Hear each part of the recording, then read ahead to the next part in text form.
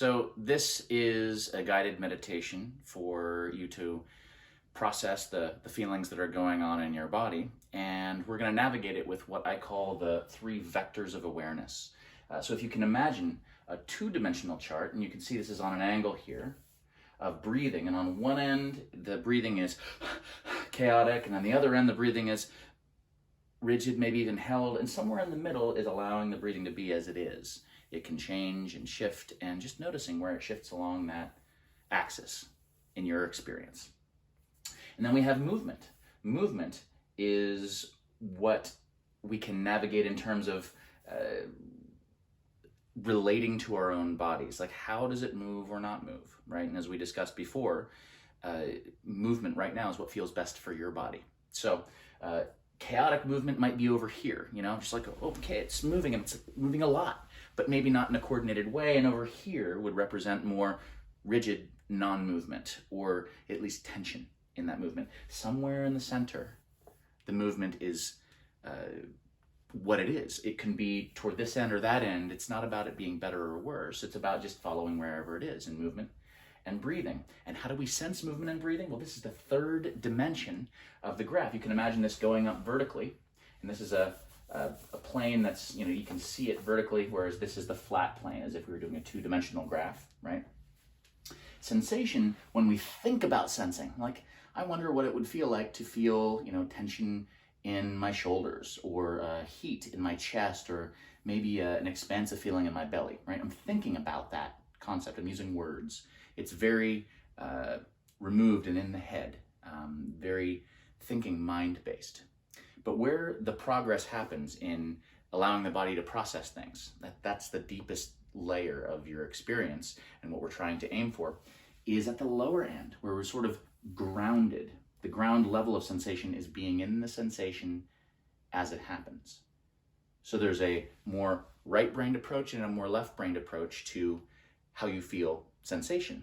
The right-brained approach is being in it, and that's really important, to feel it fully and notice exactly what it feels like to you personally. It's a subjective experience. Whereas the left-brained approach is more about the labeling of it, the putting of a label with language onto that right-brained experiential sensation versus, what do I call it? How do I track it? How do I keep aware of the shifting and changing that's happening in your sensations, right? So you can think of the movement vector of awareness like pressing your fingers on the fretboard of a cello, right? And as you press on that fretboard with your fingers, it creates different frequencies for the string to resonate, and those are different notes, right? And as we're pressing on the fretboard with what symbolizes movement, just whatever movement that is, different movements, different notes, you could say. And then you have the bowstring that strums across the cello, and that represents breathing. So that breathing is what shifts and connects you to the state of your nervous system. So as you move in different ways and you breathe to connect with the state of your nervous system through the breathing, what do you create? You create music, the music of sensation, okay? And when you're feeling it fully and you're in it, you're down here. And you might go up and think about it and label it, but go back into the sensation, because that's where the magic happens, experiencing it fully. We do want to track it, and we want to sense, okay, exactly what am I feeling? How do I know exactly what I'm feeling? How would I track that? You might track that in terms of, okay, so where do I feel a specific sensation? Maybe in my chest, okay. In my chest, I'm going to focus attention there, shine the flashlight of attention is what I call it, on the chest, and go, what's the sensation? What word, the label, left-brained approach, would describe what I'm feeling experientially?